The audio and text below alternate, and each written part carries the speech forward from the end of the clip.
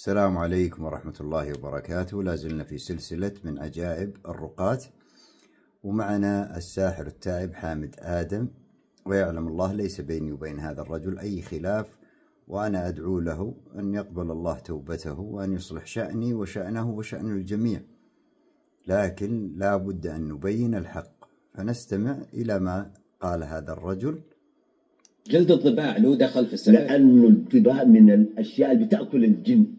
الضبع بيأكل الجن وريحته بيكرهها الجن. يعني الحتة اللي فيها جلد بتاع الضبع الجن ما يستطيع يخش فيها، لأنه نقول فيه الضبع هنا، والضبع بيشوف الجن بيأكل. الإنسان الضباع تأكل الجن، هذا ليس بصحيح.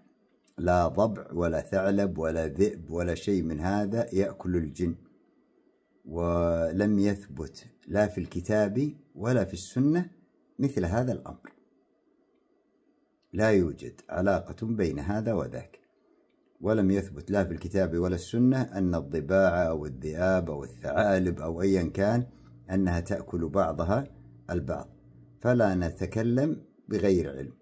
أيضا فضيلة الشيخ عبد العزيز بن باز غفر الله له سئل سؤالا عن مثل هذا، عن ما يشاع عند العوام، ونستمع لفتوى الشيخ.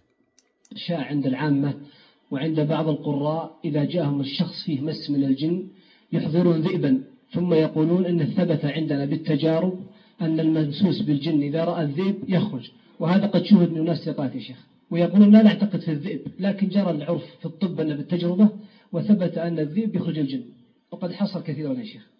محل نظر. الأصل في التداوي أنه يجري الدواء بكل ما المباحات يجري ونفع، هذا الأصل في التداوي. كونه ينفر من الذئب ويخرج الجن من الإنسان إذا رأى الذئب، هذا يدعونه كثير من الناس، وهذا يفضي إلى الاعتقاد في الذئب أو تعليق جلده كما يفعل بعض الناس، أو تعليق رأسه. والذي أرى أن ينبغي ترك هذا حتى لا تقع كوارث الاعتقاد في الذئب وأنه يسبب براءة المجانين، ولا غلب على هذا أنها خرافات من خرافاتهم. والأغلب أنها خرافة من خرافاتهم، يعني واضحة وصريحة.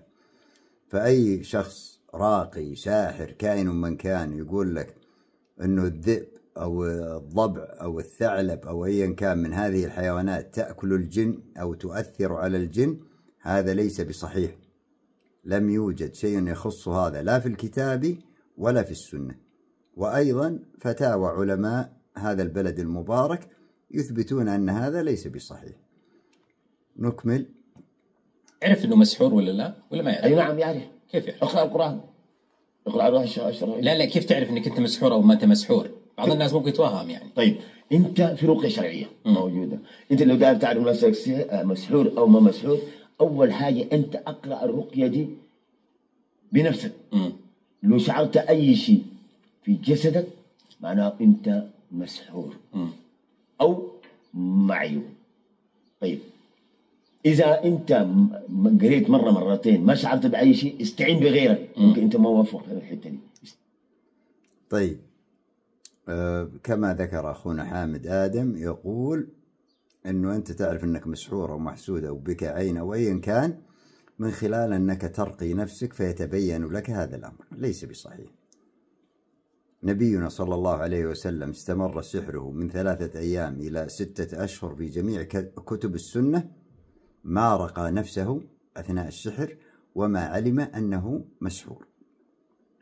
وكان عنده كبار الصحابة رضوان الله عليه، أبو بكر وعمر وعثمان وعلي، معه 6 أشهر ما علموا أنه مسحور.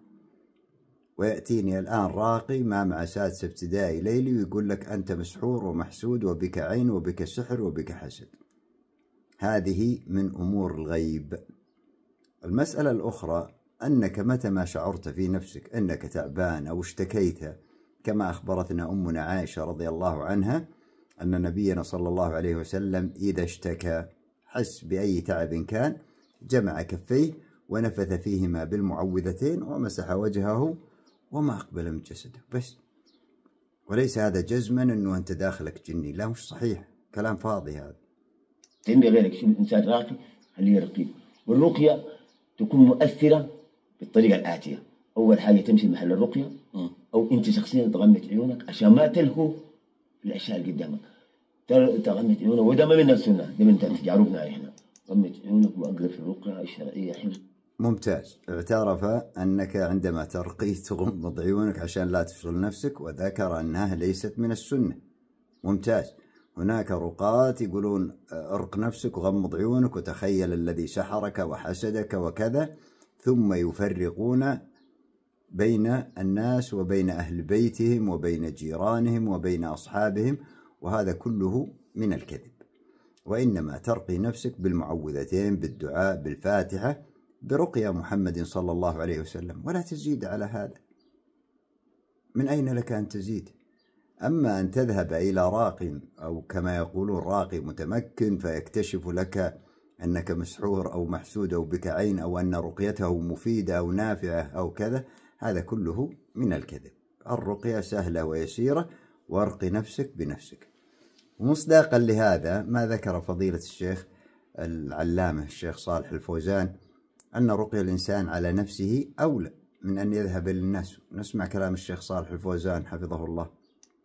وهذا سائل يقول: إذا كان هناك من هو أقوى مني إيمانا وأتقى، إذا كان من هو أتقى مني إيمانا وأتقى وأعلم، وأنا أعلم أني على معصية وبي ضعف إيمان، فهل أطلب منه الرقية أو أن أرقي نفسي أفضل؟ اطلب الرقية، ارق نفسك أنت ولا تطلب الرقية. استغني عن الناس ولو أنك عاصي، يعني لازم تكون كامل، ما عندك شيء من المعاصي. كلنا ولا حول ولا قوة إلا بالله ما نخلو من المعاصي. نعم. واضح كلام الشيخ صالح الفوزان، أنك إن كنت صاحب معصية ولا عندك مشكلة ولا مقصر ولا أيا كان، فترقي نفسك بنفسك أنت، ولا تذهب إلى هؤلاء الرقاة ولا تختلط بهم، لا تأتي به إلى بيتك ولا تذهب إليه إلى محله، وإنما يكفي أن ترقي نفسك بنفسك أنت. الشفاء والعافية من الله سبحانه وتعالى، والرقية لها 3 شروط: أن تكون بالكتاب والسنة، أن تكون باللسان العربي المبين، وأن تعتقد أن هذه الرقية التي هي قرآن وسنة مجرد سبب، والشفاء والعافية من الله. الله الذي كتب عليك فمرضت، والله من سيكتب لك بعونه سبحانه وتعالى الشفاء فتشفى.